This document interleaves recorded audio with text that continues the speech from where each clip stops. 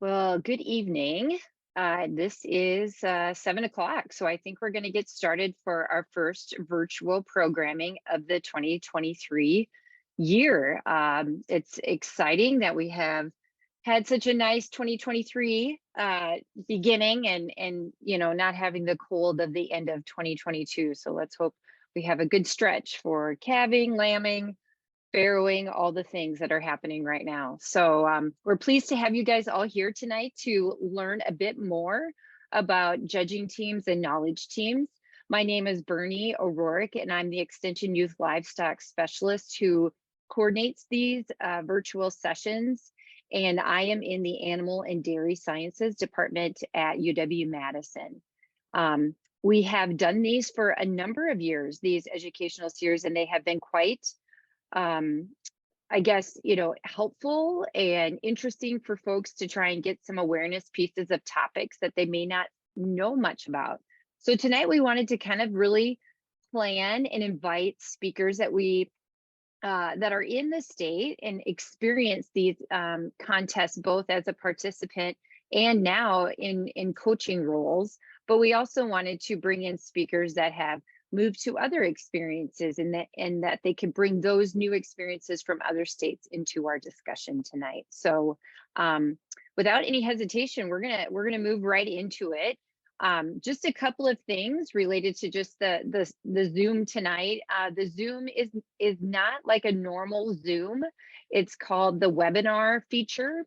And so you will be seeing like a chat box or a Q&A box at the bottom of your screen. Please put all of the questions or anything that you might have in the Q&A box. That's the best way for me to organize it. And so we can send those questions right back to our speakers here at the end. And you can look at the chat, but if you could really just kind of stay out of the chat as much as possible, that would be great, because then we can kind of focus in on the program tonight. The next thing is, let's have a great fun evening again with great listening and leaving the chat kind of to the Q&A as part of our questions tonight. I know many of you are on that you want to learn more about what we're talking about tonight, but we're also utilizing some of this information to meet your county educational credits or whatever they're naming locally in your county for your meat animal sale or education points for your local projects. So you can find that form by going to this WISP link here, and it's on the bottom of the page, or I will periodically be putting it in the chat so you can see that. And I'm just posting it right now, so you can click on that link and quick print it out, or at least see that we want to hear 5 things from what you've learned this evening about this type of program, and then what are 2 ways you will use this information locally or in your project. So kind of keep those things in mind as you listen to our speakers this evening. If you are interested in more things about what is offered by Youth Livestock, the Wisconsin Youth Livestock Program, which I lead, there's a bunch of social media accounts. Facebook and Instagram are the most popular ones that I utilize. YouTube is a wealth of information. That's where all of the recordings of the past webinars that we've had since 2016 are located. So please go into that YouTube channel and find things that you may want to learn about. There's one about roaming the rumen, so you get to learn about a fisculated cow and different feedstuffs, all the way to judging classes, to precision agriculture, learning about tractors that drive themselves. So there's lots of neat things for you to learn and become aware about by utilizing the YouTube channel. And then of course the websites are located here. And I think all of those links would have been in your, I think the email that I would have sent to remind you about this evening. Okay, so again, if you've got questions, put it in the Q&A and I will do my best to keep track of them. It's hard with having this screen share and all of this, so I will do my best. So moving on really to this evening, we've got three great speakers, and we're going to lead off with Liz Gartman. Liz Gartman is, as you read in her bio that has been on the website and in news releases, etc. She's from Sheboygan County, and went to University of Minnesota for school, and then came back to Sheboygan County and is leading that program there. One quick slide before I give the reins to her is just to kind of give you an awareness piece about tonight. My area is strictly more the livestock project, so beef, sheep, swine, and meat goats. So we're going to be covering those species most in our discussion tonight, as many of these experiences are involving those species, but it truly does apply to other experiences that you might be interested in. If you're interested in dairy, some of the comments tonight will be, would apply to dairy judging or dairy quiz bowl, rabbit quiz bowl, poultry quiz bowl, right? So a lot of different factors and tips and tricks that they may teach you tonight could apply to other species areas. So keep an open mind. The second one is largely we'll be covering 4-H activities tonight. However, right, judging is part of FFA. Meats and livestock are certainly, the quiz bowl contest is quite a bit different than what we do, but largely the judging events are very similar. So you can pick up a lot of good things in that regard tonight. As I mentioned, the species, and then of course the last one is really these types of programs we're really glad you're on to learn more about, because it's really for all youth of any age in the 3 through 13th grade. So that's the 4-H grade, and ability, right? We want you to learn and gain experiences and get better every time you try it or each year you participate. And they'll talk about that as we go tonight. So I'm going to pass this on to Liz, and I will try and navigate the slideshow as best I can. I'll put it in screen mode here, and if it doesn't work, I might have to move it around if I can't see everything I need to see. I might have to exit out of that. Is that going to be okay, Liz? Yeah, this will be fine. I'm going to get it out of the show because I can't see the Q&A box when I do that. So hopefully that's not too horrible for everybody. I think we'll be fine. All right, you All can hear me so okay, Bernie? take it away. Yes, we can. Go ahead, Liz. Okay. Thanks. Very good. Well, I appreciate Bernie inviting me to come and visit with you all tonight. As she said, my name is Liz Gartman. I grew up in Sheboygan County. I am the old fogey of the group, it looks like. So actually, when I was in 4-H, I got my start doing dog quiz bowl. So as Bernie mentioned, a lot of these concepts are going to relate to a lot of different projects. So if you are involved with poultry or the dog project or goats or anything like that, a lot of this stuff applies regardless. So I started with Dog Project Quiz Bowl because we didn't have Livestock Quiz Bowl when I got started. However, that was the foundation for me to participate at some junior national contests. I grew up showing Maine and Jew cattle. And my dad and my mom made it a priority to get us to the junior nationals every year because they saw the benefits of participating in contests like Quiz Bowl, the Skillathon, speaking, and those kinds of things. So that's where I got my start. As Bernie mentioned, I did go to the University of Minnesota. I judged livestock in 4-H and FFA, and I was on the judging team when I was up at Minnesota as well. So suffice to say, I try to do as much as I can in the livestock projects, and I see the benefits not only in what I've been able to do in my life, but I think one of the best things for us as coaches is seeing what it does for the young people that we have the opportunity to work for. So I'm going to specifically talk primarily about Quiz Bowl and Skillathon, but quick background. I said in my bio, I can't remember how long ago I started coaching. It was sometime around the 2005, 2006, something like that, that we brought the Quiz Bowl team really back here in Sheboygan County. So I took a brief hiatus when my two oldest kids were fairly young because it was just too much to try to navigate. But as soon as my oldest daughter had the opportunity to start competing, I got back into it, and I co-coach with Michelle Clemmy, and then we've had a couple of other co-coaches that have come in as well. So we have had the benefit of some success. In 2009, we had the champion team in Wisconsin for Quiz Bowl, and at that time we went to Exarban, and we had the reserve champion team there. So we did extremely well with that group of young people.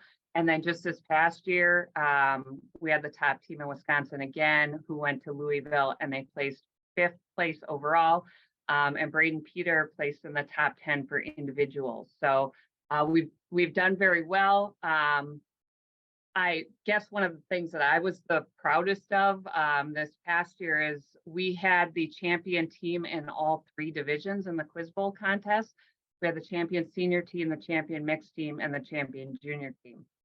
So quiz bowling is kind of a passion of mine, and I'm excited that we've got some kids that really embrace the game and really enjoy playing the game. So if you want to move to the next slide, Bernie, thank you. All right, so just a brief look at what a quiz bowl competition is. Now, I will agree with Bernie, this is the one place that we're going to see some differences when it comes to species. I got roped into helping coach our junior Holstein Quiz Bowl team the last couple of years, and the rules are absolutely different, but some of the basics of this are very much the same. For Livestock Quiz Bowl, we have 4 competitors that are competing at any given time on one team. You are allowed to have an alternate as well. In our case, in Sheboygan County, we tend to try to run as many teams as we can, so we really don't use alternates all that often. But if you have 5 kids and you don't have the opportunity to put together a second team, it's nice to have that option in case somebody does get sick or something happens, especially if you do qualify for a national contest, that you have that extra person. I think one of the most challenging things about any or either of these contests is that we have all species represented. So we're looking at 4 different species and the particulars of all 4 of those species. So beef, sheep, swine, and goat. That means that you are best off if you have kids that have experience with all 4 of those species. I'm not saying just because I show cattle that I'm an expert there, but I'm clearly going to be the most comfortable with that information because it's something that I apply and use every day. So as you can see in the picture there, we see 4 students at a time on each team. And really what they do is they play each other. And I'm not going to go into the intricacies of the contest because it's a little bit different, done a little bit differently between juniors and senior teams. But essentially what we're doing is the kids have the opportunity to buzz in and answer questions. And the goal is to get the most points. We are lucky in Sheboygan County. We were able to source buzzer boxes. And I know not every county is lucky enough to have those at their disposal for use, but really, in my estimation, that's the best way to prepare because when you sit down at that table, you're going to have to be fast. And Quiz Bowl rewards you for having that knowledge instantly on top of your head. I mean, we're going to talk in just a couple of minutes that that's not for everybody. It's not everybody's game. But being able to practice with those buzzer boxes is important because you can know a lot of things, but if you're not fast enough to get that buzzer clicked on time, you're not going to get the questions or get to answer the questions. And speed, again, is super important. And we're going to talk about preparation a little bit, but that's where I see the advantage of repetition and kids really understanding not that there's one way that a question can be asked, but sometimes we have to approach the question multiple different ways so they can kind of deduce what that answer is going to be based on the information. Honestly, sometimes it's in the first 3 or 4 words of that question. So, and they will find out that sometimes they think they know the answer, and unfortunately, the question is different from what they were expecting. Another thing that's really important in Quiz Bowl is accuracy. And I try to make my kids be very specific. So if they're asking what a temperature, a normal temperature of an animal is, it's not that we're just saying it's 101 or 101.5. It's 101.5 degrees Fahrenheit. I don't like to give any, I don't want there to be any gray area. I want them to be very specific in how they answer. So if they are fast enough and they know the answer, there's no way that the judge can say, no, that's not correct. I already mentioned that we talk about all 4 species that we represent, but another consideration we make is just the various topics within each one of those species that we have questions on. And this is by no means a comprehensive list because there is so much that is covered in these quiz bowl questions. But animal health is a very common topic, quality assurance.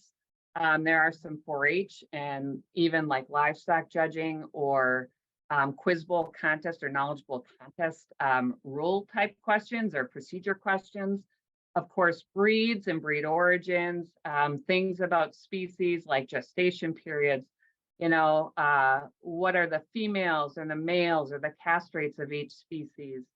One that I think, you know, our team tends to struggle with a little bit is the meats. And we're going to talk about the meats contest later on, but the more experience that students have with that meat component, we get lots of questions on meats as well.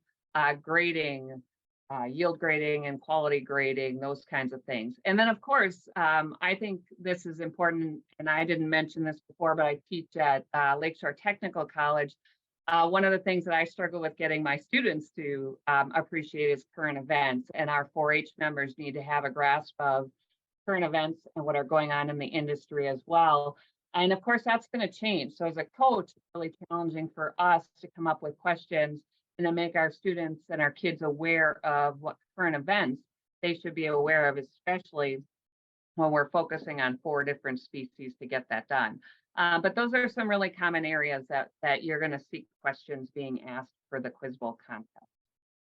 All right, Bernie. And Bernie, I can talk forever, so cut me off if I need to go faster. We're going to move on to Skillathon. Skillathon is the other component of what our state contest tends to be, and the state contest this year is on March 25th. It's kind of nice to run both contests together because the kids never get bored. They're pretty much doing something all day long, but it's a very long and a very tiring day. But what Skillathon encompasses is a bunch of team and individual stations that they proceed through and they work through to test their knowledge of the livestock areas. And just like Quiz Bowl, it's all 4 species, and it's a lot of the same topics: meats, parts ID, breeds, those kinds of things. One of the really neat things about Skillathon, though, is not only do you have team recognition, where I see Quiz Bowl as much more of a team type of a sport where you work together. When you get into Skillathon, there's a lot of individual recognition and the ability of individuals to excel as well. So if you are a new county or you're just getting started in this and you're having trouble pulling together that 4-person team, you don't have to do that for Skillathon. So I encourage you all to bring whoever you have that's interested to get their feet wet on this. So there's a number of different stations, and when we go to the state contest, they're set up around the livestock pavilion there, and the contestants have about 20 minutes per station. As I mentioned before, there are some stations that the kids have to do by themselves. And they complete that work on their own. But what I think is really interesting about Skillathon is there's also those team stations where the team has to come together and decide on the best way to do something.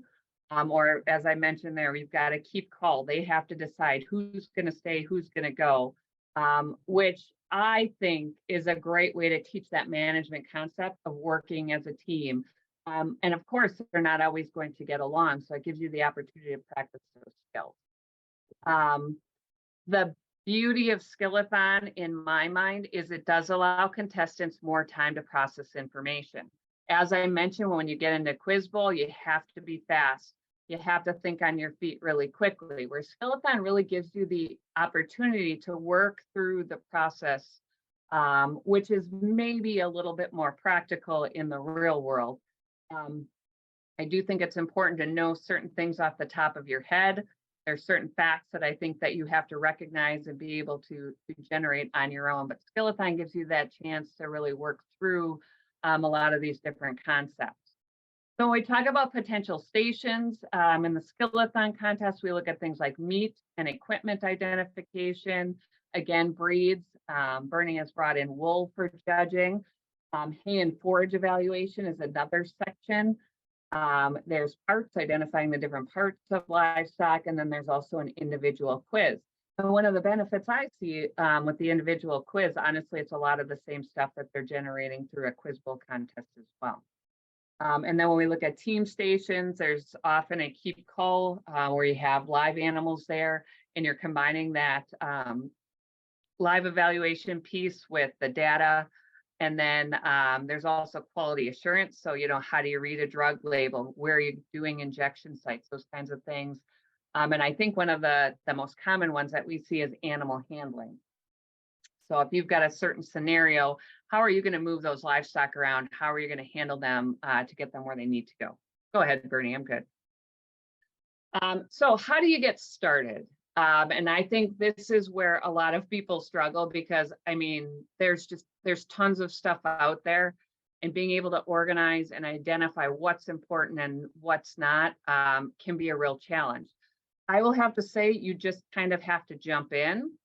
And you're probably going to find out the first year that you're going to learn a lot, and you're going to figure out what directions you need to go. I've been doing this forever, it seems like, and we still go to contests and go, man, we should have studied this, or we should have worked on that. So this is a process. It's not going to be, a 1-year thing, and you're going to walk in and do everything perfectly. One recommendation I absolutely have, whether it's skeleton or quiz bowl, limit your practice time, particularly when you have little people.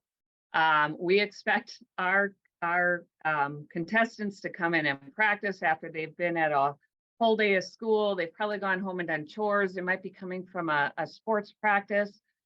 We are happy if we can get a good hour out of the kids.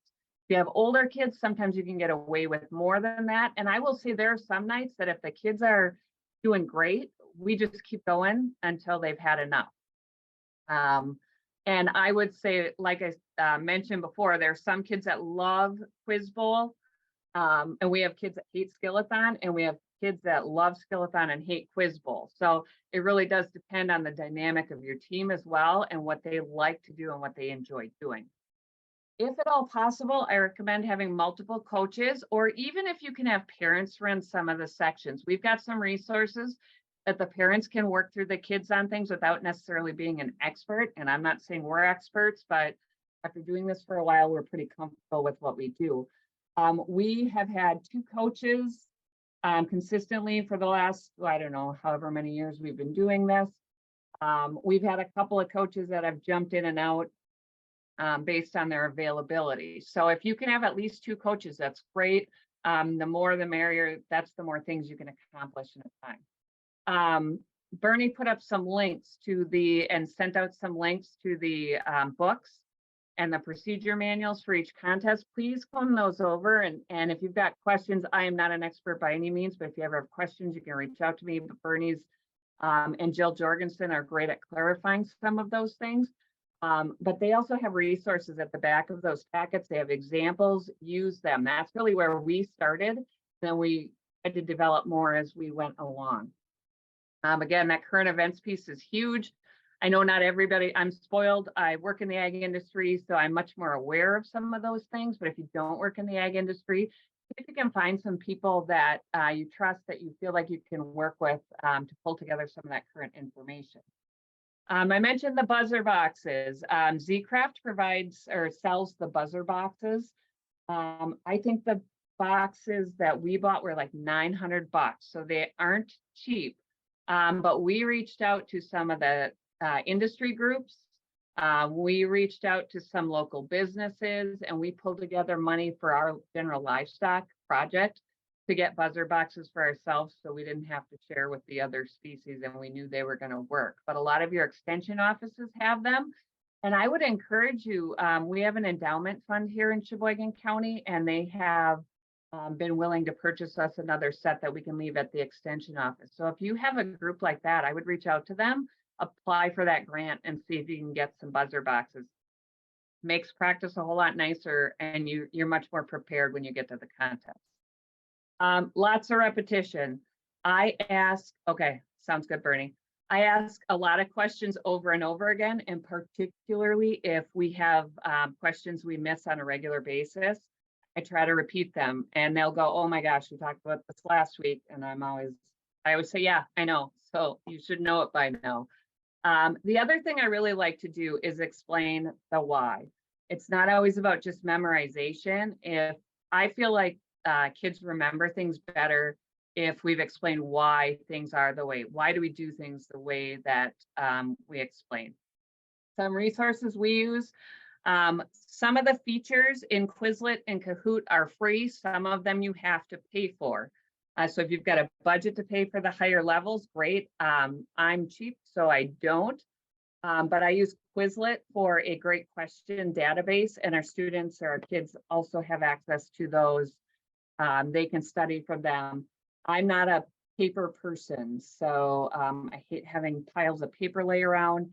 So it's nice to have that all in one place that I don't have to worry about. I don't have to worry about having that with. I take my computer to practice it. Kahoot is great for Zoom or virtual practices because you can share a PIN number, and it's a multiple choice kind of a thing. So kids can sit on their phones or their tablets and they click the answers, and then it's kind of fun. There's a little podium at the end for whoever got the most questions correct. You can also assign sets for study, and I actually do that a lot at the college, that I'll assign sets for study, and then I can go in later and see who scored what. And then just go out and Google. I Google a lot of stuff. So Google, beef quiz bowl questions, hog quiz bowl questions. A lot of the commodity groups have got some of those resources as well. All right, Bernie, I think I'm almost on the last one, right? I'm close. Okay. For Skillathon, we purchased a bunch of the Ohio State Learning Kits through that same foundation that we have here in Sheboygan County. And as you can see, I got a couple pictures there. They've got a lot of really basic resources, but great to get a start. Again, they're not cheap, but a good place to get your feet wet. And then I bet your projects could use them for educational meetings as well. I was trying to find the meat splash cards. I know we ordered them from NASCO, but it appears they are out of stock or something like that. So you might be able to find some meat splash cards, but we do have those. Reach out to the commodity groups and your breed associations. Many of them have resources that you can use. I gave my son the NASCO catalog and told him to make his own flashcards of equipment. And that's a great opportunity for kids to learn as well. You could do that for breeds, parts, etc. Reach out to industry people, tech colleges, county offices, ag teachers. A lot of them have resources already developed for classes that they might share with you. And then I just Google stuff. If I'm looking for something that I want to do, I Google it and see what I can come up with and work with. All right, takeaways. What do kids get out of it? Absolutely teamwork. And the best thing when you're going into a quiz bowl competition is they do have to work together, and there is some strategy. There are team questions they have to answer, so they do have to work off of each other. And they also have to support each other. You may have a good round or a bad round, and they all have to be there for each other. They have to make decisions. In Quiz Bowl, you're playing a game, and you have to decide, is it worth taking that chance on that question, or do I just need to let it go? I think both contests really provide a lot of confidence. When you get out there and then you prove that you really know what you're doing. I've seen it with not only my own kids, but a lot of the kids that we've coached over the years. They get through that contest and they're completely different. They have gained so much confidence. And I tell everybody that really the best part of all of this is the ride home. the friendships that kids have made, the fun that they have, the laughter, that's what fills my cup up and gets me to come back every year, because it's just so much fun to see these young people learn and grow and make those connections in the industry. And I benefited from that when I was in 4-H as well. So part of the reason I think a lot of us come back, and part of the reason that many of our alumni come back to help us with these teams. So I've killed my time. I will let Bernie move on to the next. No, you did great, Liz. You had 2 contests, so you needed a little extra time. So thank you for doing that. We're going to move right into Scott Howard. Liz will come back on here in the end to answer any questions that you all might have. I'm kind of keeping a list here, but we're going to move to Scott and talk about livestock judging.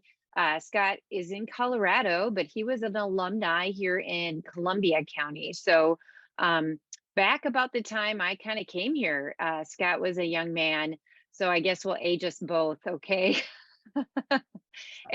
We're glad he could come tonight and speak for us tonight. I'm going to pass this to Scott. Thanks for joining us tonight. Yeah, thank you. I actually wasn't going to mention that timeline, Bernie, but since you brought it up, thank you all for having me. And it's definitely been a journey over the last 20 years or so, of which judging really multiple things, if you will, from wool to meat to livestock, you name it, has really influenced my career path. And I'll talk a little bit about that along the way.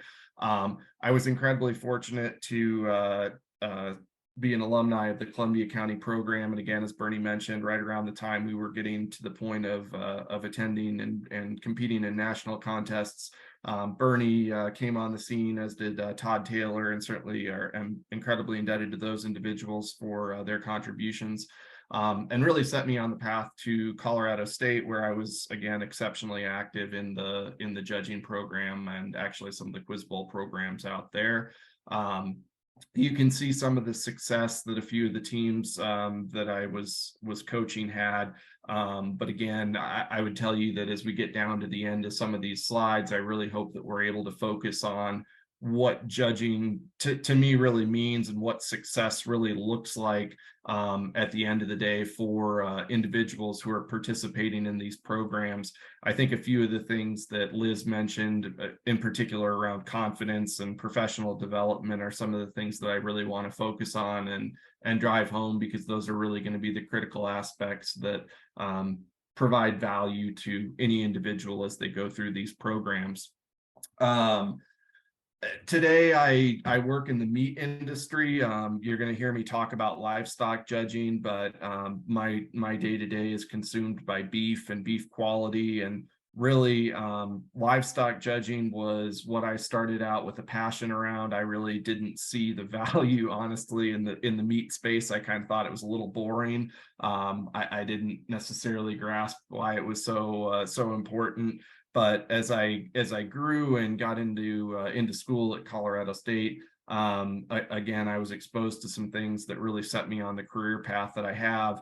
And I'll tell you that each of these judging opportunities provides something just a little bit different.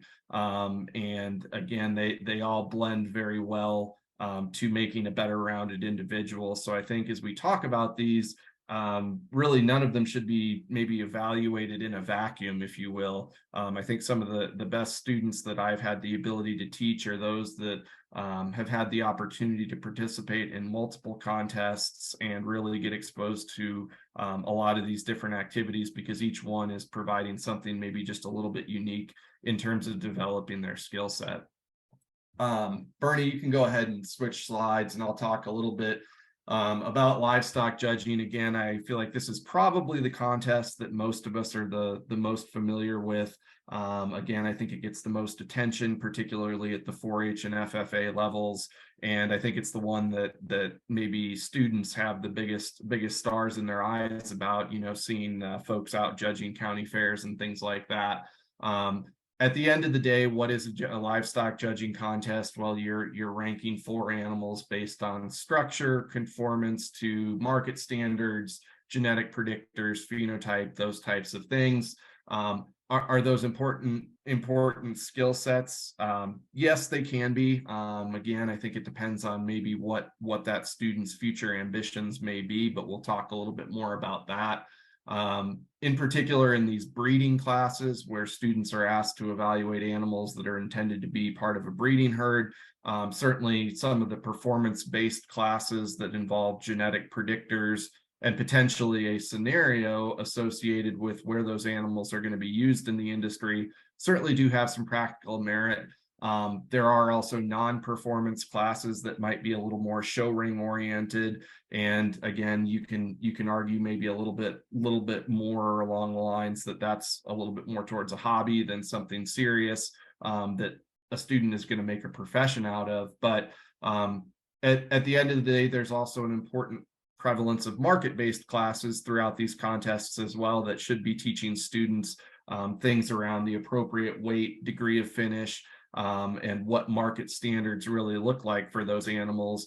And again, I think at the end of the day, those are some of the more important things that a student should be pulling away from a livestock judging contest as they're going through that training.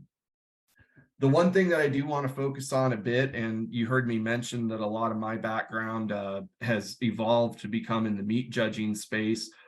The big difference in the livestock judging arena is that really it's subjective. Meat judging is very objective. There are very few things that are done in meat judging or quiz bowl or skillathon for that matter that are not objective. Livestock judging, you are dependent on comparing your opinion versus the opinion of an expert in each species. So there are definitely different challenges that come along with that. And I think it is also important, though, that students are able to understand that they are comparing their opinion to someone else, but it's also important for them to understand how to learn, grow, and maybe understand a difference in opinion. And we'll talk about that here in just a second as well. Without doubt, the biggest value, in my opinion, from livestock judging relates to the oral reasons format. Oral reasons are the presentation in 1 to 2 minutes time of the reasons that you placed a class the way that you did. They are presented, memorized, and then presented to that expert that served as the official for that class. And again, is it something that's a life skill in terms of understanding maybe livestock terminology and those types of things? Maybe not for everyone, but it certainly is in terms of learning how to maintain composure, present yourself, speak publicly, do a lot of the things that honestly are a struggle more and more with students in our society. I know even teaching at the collegiate level now, students are entirely too dependent on text messages and emails and those types of things, and really trying to pick up the phone and have a conversation or express themselves verbally is becoming a challenge. So livestock judging is something that really holds their feet to the fire and asks them to build that confidence in themselves to be able to present themselves and present a formulated argument as to why they did something. I'll go ahead and Bernie, you can switch slides here real quick. Preparation for livestock judging has evolved, and admittedly, you know, if we talk about something good that came out of the COVID era, I would argue that both meat judging and livestock judging had to become very different in how students prepared. You know, in the time that I was growing up, obviously you had to go out to a producer's location, you had to sort animals, you had to go through that, which no doubt at the end of the day that cannot be replaced. There's something about being in person and seeing those animals in the flesh that really can't be replaced. But if you just Google again livestock judging classes, there are hundreds and hundreds of videos available now of different livestock classes with officials and industry experts providing their opinions. So in terms of efficiency and really in terms of cost, there's a lot of great ways to prepare for livestock judging and meat judging contests now that involve that internet solution. So again, similar to what Liz mentioned, I would encourage coaches out there to really lean on that as best you can, and really utilize that as a great way to enter the space. Additionally, I really can't emphasize enough that preparation for livestock judging takes a village. And what I mean by that is I had a tremendous coach through 4-H who was absolutely exceptional in the swine space. You heard me mention Todd Taylor's name, and again, about the time that we started preparing for national contests, Todd came along, and that coach who had worked with us all along recognized that Todd was an expert in the sheep space, and really he became our go-to in that arena. There were some local cattle breeders in our area that similarly were the go-tos if we wanted to talk about cattle. So again, as a coach, I think we need to understand our weaknesses as well, and not be afraid to seek out those local industry experts and really lean on them to help us prepare teams effectively. In that same vein, seeking out collegiate livestock judging camps, and not just maybe one in the area, but looking for multiple inputs from different institutions. Each one is going to talk a little bit differently in terms of how they prepare students. And I think, again, the more diversity that you can give a student in terms of their preparation for a livestock judging contest, the better. Again, because it really is a subjective type system, and the more opinions that they hear from a lot of different industry experts, the better. Lastly, there is an element of this that really comes down to the individual. This is a team activity, and no doubt challenging one another is important, but to really get good at this, students do need to put in some time on their own, preparing, understanding the terminology, being effective at utilizing that terminology. It's not something that typically comes overnight. And again, it's something that students are going to have to invest time on their own to achieve. We can go ahead and switch slides. You heard Liz mention confidence, and I think confidence is an even bigger factor in livestock judging because of the subjective nature of it.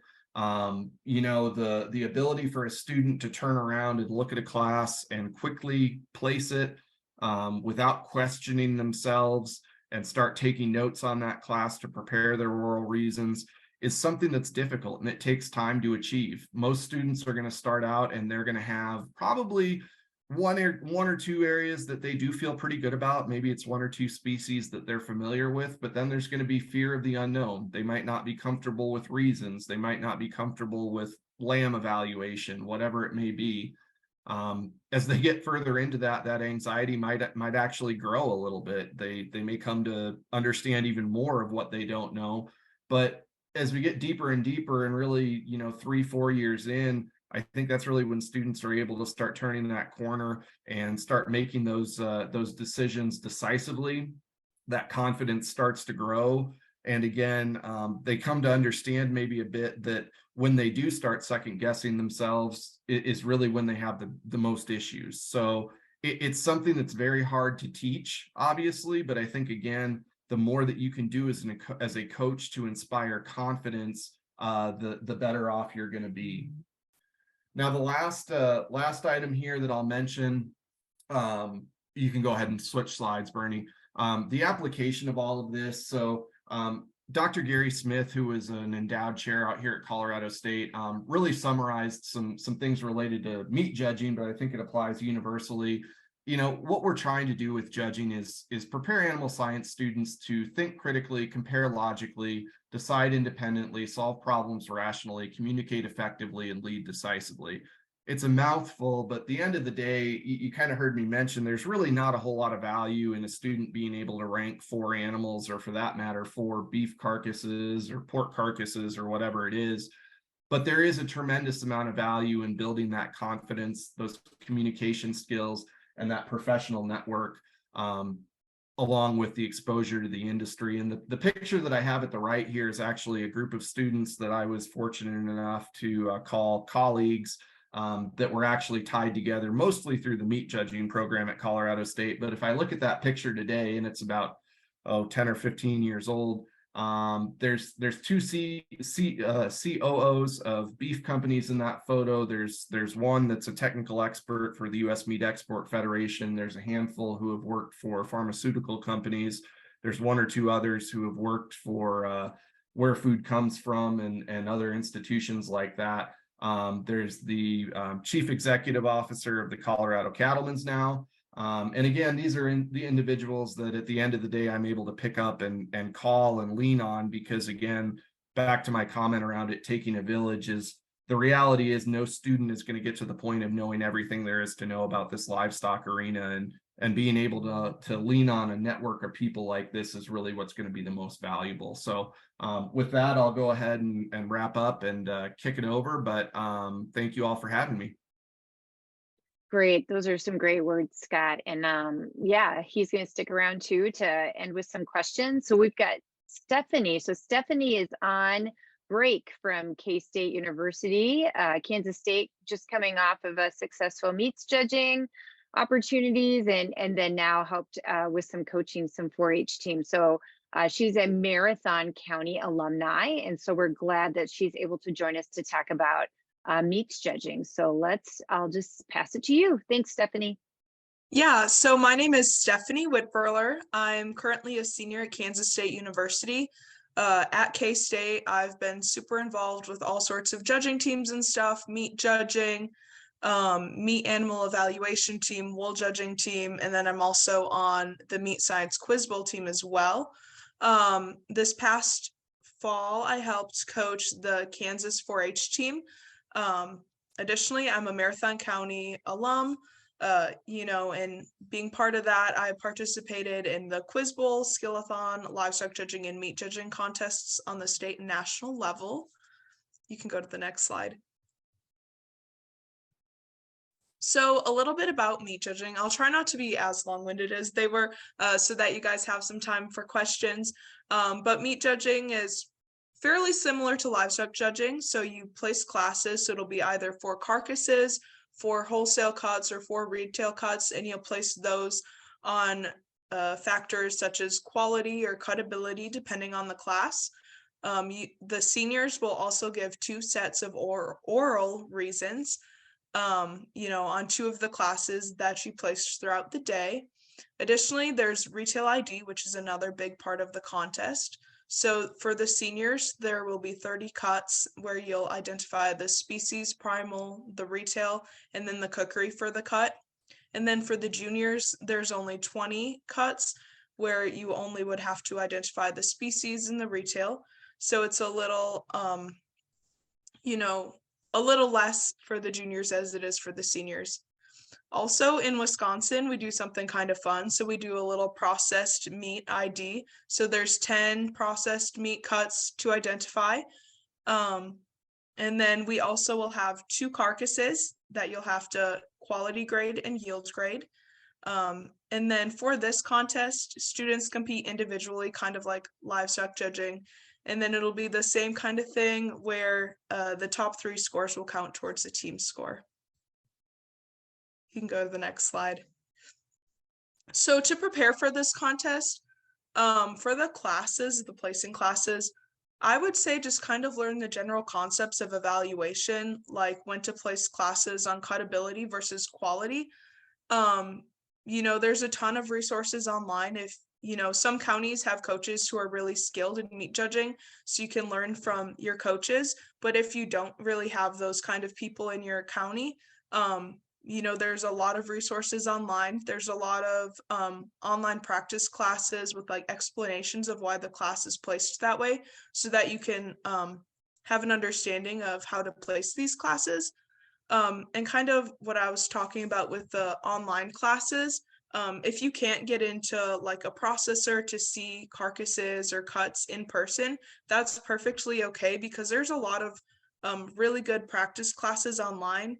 If you go to a processor and they have 4 carcasses out, you can have one class to judge, but with these online classes, there's tons of examples. So you might be able to have 10 or 15 different classes to look at. For the retail ID, that's a pretty big part of the contest too. It's a really easy way to earn points or lose points, if you have a good understanding of it or not.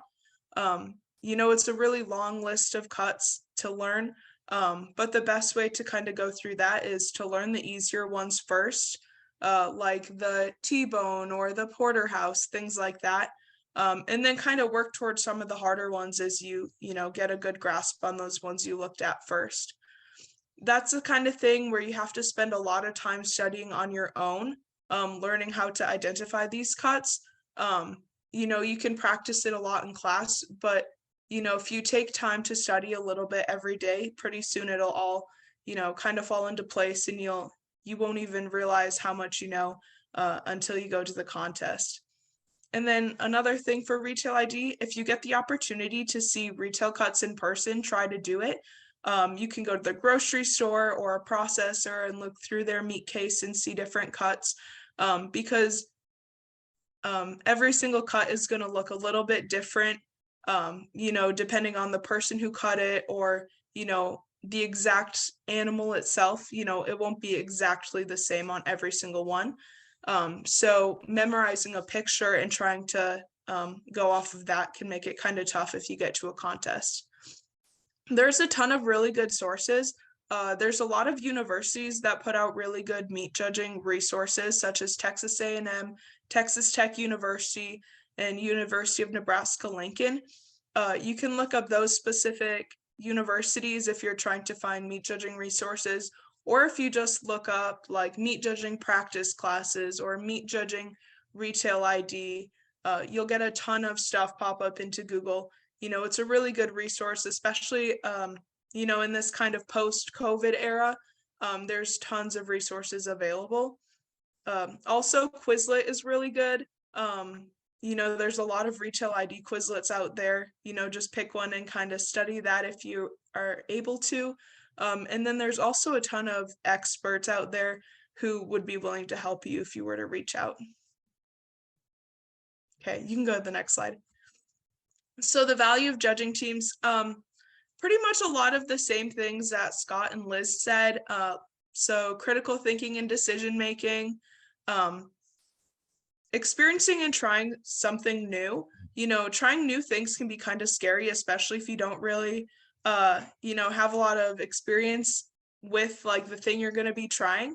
But it's always a good skill to be able to try something new, because you never are going to know if you like something unless you try it. So you might find out that you enjoy it, and if you don't, that's okay, because at least you tried and at least you know, and maybe you learned some cool new things along the way. You also can make a lot of friends, build connections with others. That's another really important skill, networking. And then finally, kind of like they both said also, teamwork, supporting your teammates.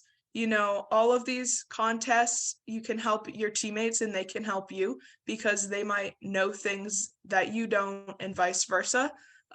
So, working together with your teammates to all, help each other be the best that you can.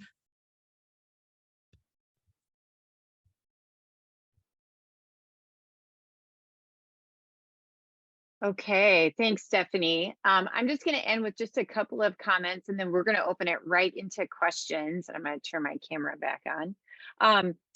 Thoughts from participants. We did a bunch of surveys over the last number of years in all of these particular contests: Quiz Bowl, Skillathon, Meats, and Livestock. And here are some of the things students had shared, which I wanted to share with all of you.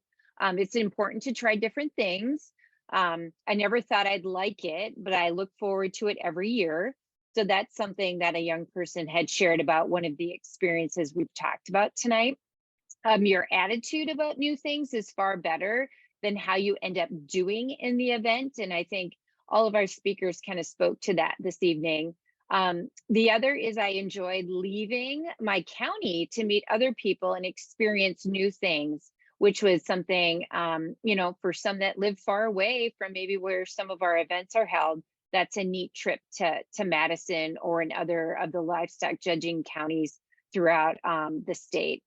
These activities really expanded my interest in agriculture. And then I see many of the participants at shows and events, small, and it ends up being a small world, right? I think that's where some of the fun things end up. You create relationships with families. You may go to their wedding. You might be a bridesmaid in their wedding, right? There's such great relationships that end up happening.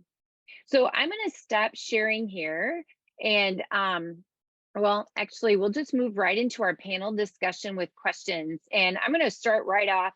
If our speakers want to join back on with their videos, then the recording will get you all, and I'll stop sharing. One of the questions, the first one McKinley asked was, what is the best suggestion you do have to get a team together and find a coach? So anyone, go ahead and start. Just, what are some advice to round up kids, right, that has some interest? Where to find that knowledgeable coach or a number of coaches, right, to kind of help share the load. What do you guys think? I guess I'll jump in right away. My thought is if you do have a key leader in your county that you respect, that has been involved for a while, that might be a great place to start.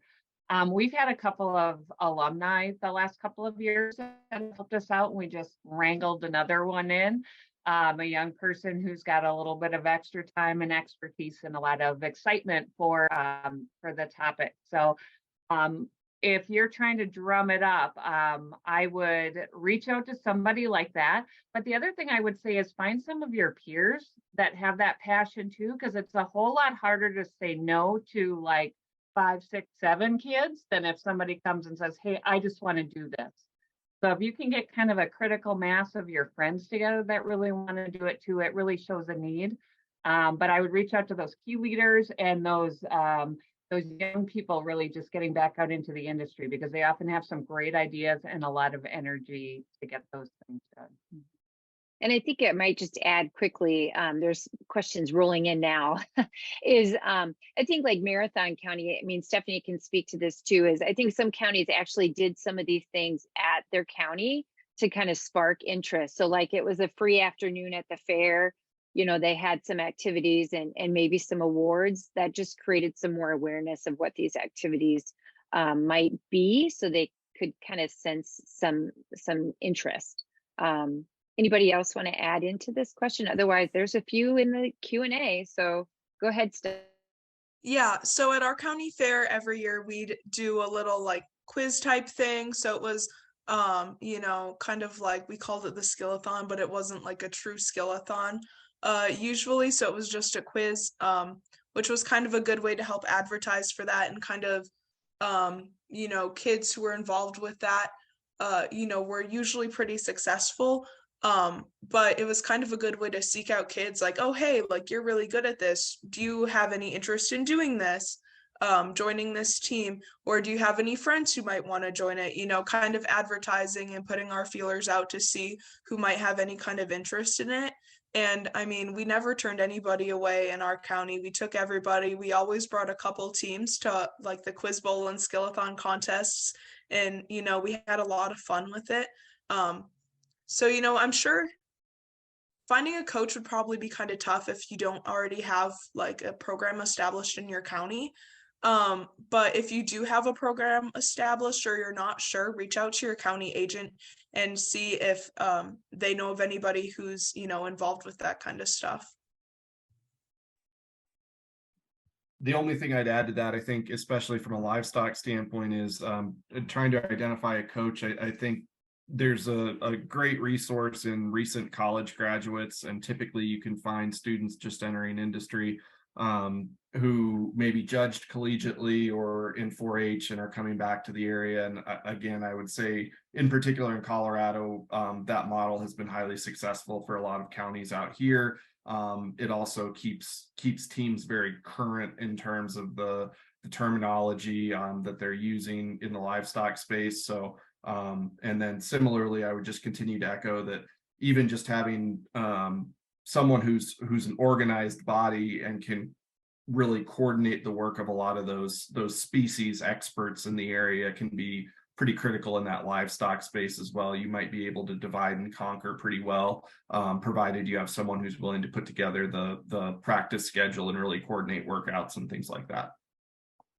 Yeah, I think Scott makes a great point. I think in this day and age, when everybody's going in a bunch of directions, I think the next question I'm going to say, it really illustrates that we're overscheduled as adults and young people. I chase after 3 kids in all directions. So how best do we continue to do this? And I think that's part of the role that I still wonder all the time is, how do we keep being relevant to the schedule of young families? So I think, having one person, kind of be the schedule. I think there's lots of, other parents that like to schedule, but say, hey, I don't know anything.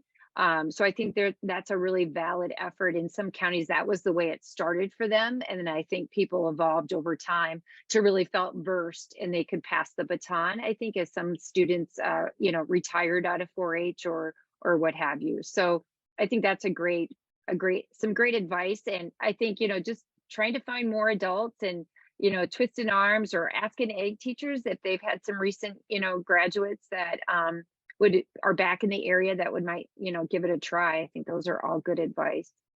I'm going to move into Courtney's question. I think, Liz, this one kind of hands over to you about, kind of a practice schedule, how often, timing of the year, when do you start?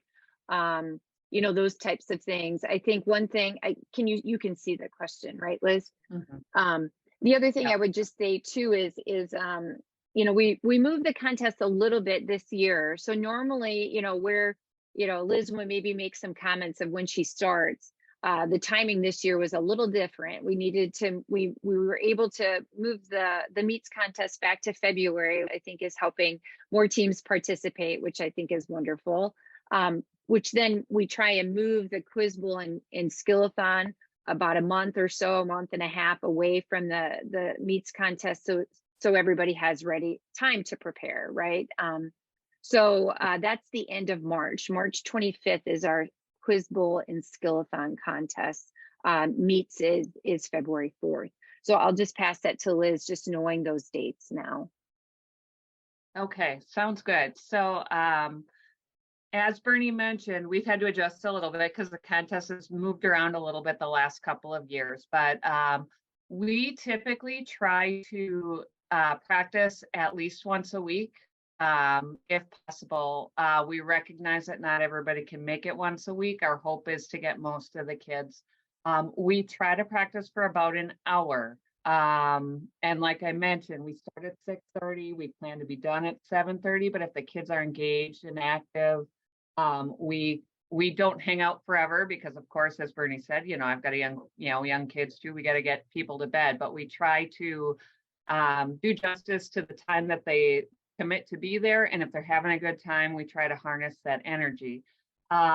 Typically, this year, we actually had our first meeting last week, Thursday, our first practice last week, Thursday. Typically, when the contest was earlier, we had like a get-together meeting at the end of November to see how many kids we had. And then we'd start practicing about mid-December. So we will practice weekly up until the contest at the end of March. Since we have 2 contests that we are practicing for, and actually we've got 3 contests we're practicing for now because we're trying to squeeze some extra meets work in. The students are participating in that. We take that hour of time and we have 2 coaches and we split that hour up, half an hour on Quiz Bowl, half an hour on Skillathon, and we swap. So we'll have one group start in one place, one group start in the other place, and then halfway through we switch. So they typically don't get super bored because they're moving. And then Michelle Clemmie, as I mentioned, she tends to coordinate the Skillathon stuff. I coordinate the Quiz Bowl stuff. We try to have a little bit of a curriculum or a schedule that these are the things that Bernie says we should kind of study. We try to tackle as many of those things in those practices. So this year, since we did have the national team, we were studying for about a month and a half before that contest started as well. So in order to really feel like you're getting some progress, I would probably say at least 6 weeks before the contest to make you feel like you're maybe a little bit more prepared. Any tips or tricks to get kids that are already overscheduled together to practice? Who I think would be a good deal, because if you can even squeak in like on a Sunday night that you meet via Zoom or something like that, or you can assign those, that's a great way to practice. And you still get that little bit of competition. And I think that's super important, especially with Quiz Bowl, because it's all about getting the answer fast and being able to recognize those things. That we struggle with that too. Again, we have had to be a little more accommodating than I like to be, just knowing that kids have other stuff going on. And we, like Stephanie said, we don't turn anybody away. We take everybody to the contest if they show up. However, we do emphasize that if you show up to practices, we're going to give you a little bit of preferential treatment when we're trying to put teams together.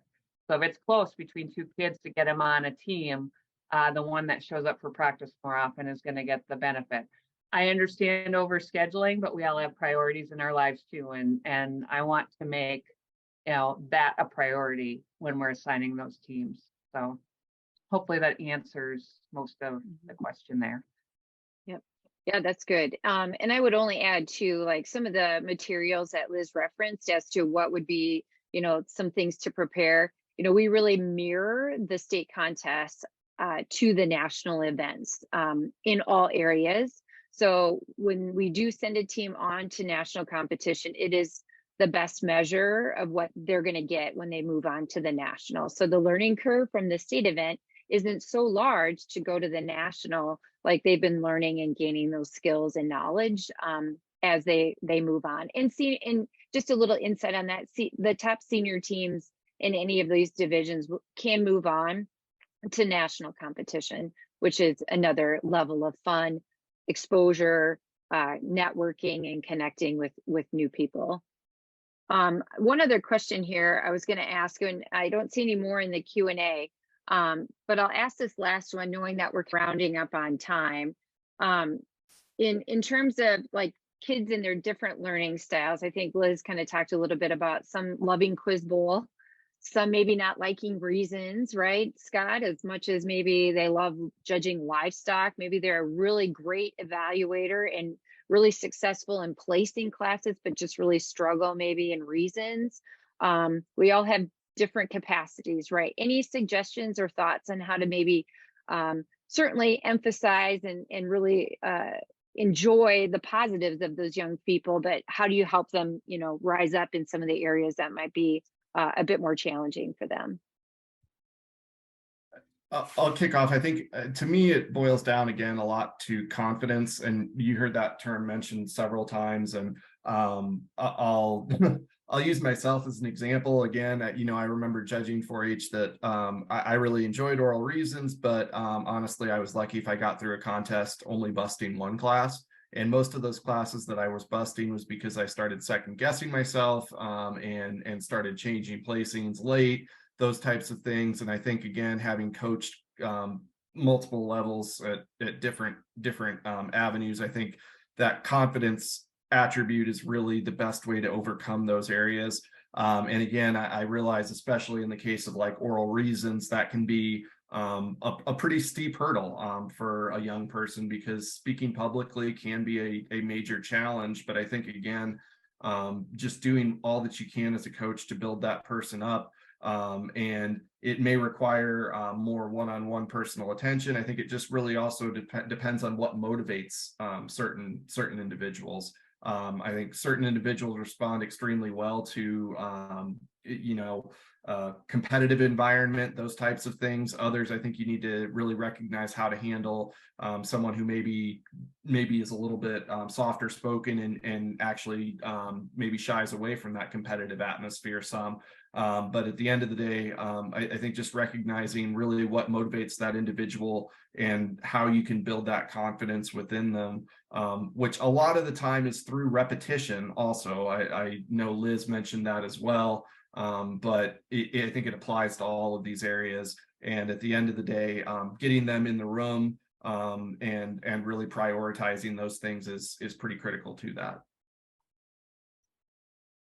Yeah, I think those are spot on words. I mean, right? It's also doing the extra practicing in between practices, right? You know, hitting the flashcards before supper, or before you're going to bed. Read a book, but hit 10 flashcards before you go to bed. Any of those things, right? I think will always just set you a little farther apart and a little higher from other competition, as you think through wanting to grow in these contests. So.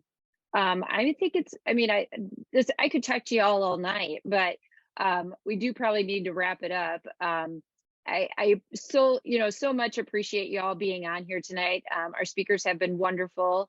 They're a great wealth of knowledge and have many years of experience. Stephanie's getting them, but she's the youngin' of the bunch, and we sure do enjoy having the young blood and the young ideas.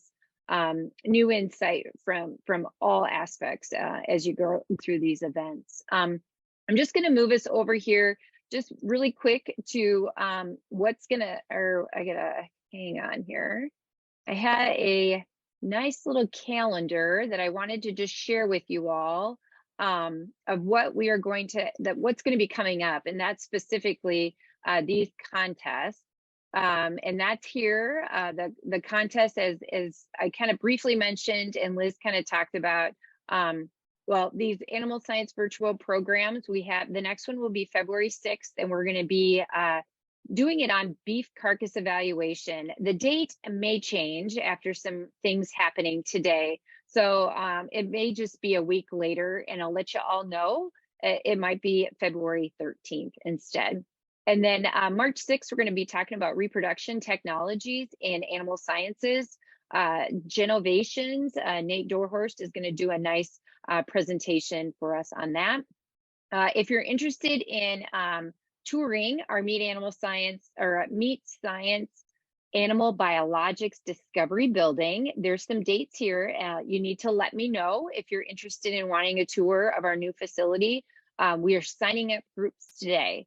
So we got a group in February and a couple of groups in April. So some dates are still open if you're interested. Email me and let me know. Meats Judging is February 4th, as I mentioned. And then March 25th is our Quiz Bowl and Skillathon contest. When you close the webinar this evening, you'll get a survey. So we'd love for you to fill out that survey. And again, if you're receiving educational credits and such like that, for your animal evaluation or credits for your county sale, go ahead and fill out that form that was in the chat. Otherwise, I don't have anything else. Again, thanks speakers from Colorado to Kansas State to here in Wisconsin. We're grateful for your knowledge and your wisdom. And I think the participants have great tips and tricks to move on into their county programs. So thanks so much, you guys. Great visiting with you all, and we'll see you next month.